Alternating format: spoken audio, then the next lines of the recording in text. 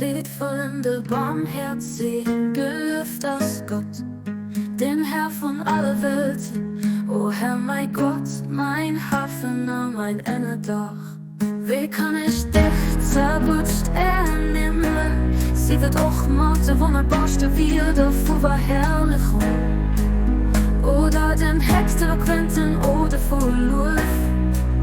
O du allmächtigen, Verzeihenden, wo ich doch weiß, das Song von Anspruch, gewaltige Redner zeigt, an all Ausdruck voll Luft, von der menschlichen Fieder oder zum durchgeneget beim Versuch, vernehmen von den Sicher, von deiner Allmächtige stark zu verherrlichen oder Einsicht führt, dat von dir geschafft, gaufhech zu loben. Aber wirklich geht's in Füllige von der Vier, vom menschlichen Verstand gebracht, bei Hirnversuch zur Atmosphäre von deiner göttlicher Herrlichkeit. Erup zu flehen, anspannen von eideler Abbildung bringen, nicht absolut, nicht fertig, viel hier zu briech, Netzer ob den Hex zu spötzen, Baldachin von deinem Wasser zu wieben.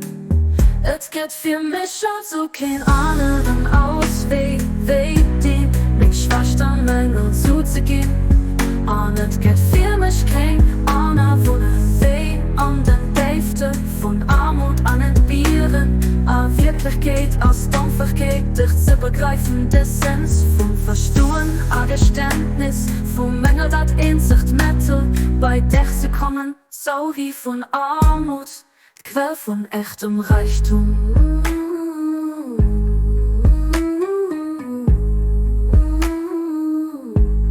O Herr, steh mir an Dingen, ob richtigen Dinger, gnädig zur Seite an Eiser, einer Werfung Vierung.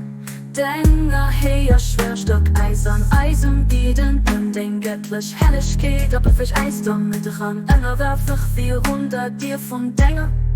Inheit zur Stuhl, stärk als Red ob deinem Pott. O mein Herr, mach mein Herz hell mit de Lichtstrahlen, die vom Himmel von Dinge Geheimnisse aufschäden. Erfrisch mein Geist mit der Uhr in der Lüftchen, die aus dem Paradies von Dingen Pardon an Dinge Verzeihung bläst, an der Flaming Seil durch die beliebenden Otem, die von der Weise von Dinger Herrlichkeit aus verbreitet wird. Los mein Gesicht strahlen an der Welt von Dinger, in Hatern erlacht, dass ich zu Dinge, oprichtige Dinge, gezielt gehen und zu Dinge kniech, drücke Herren, die fester sicher stehen, ob du überhaupt.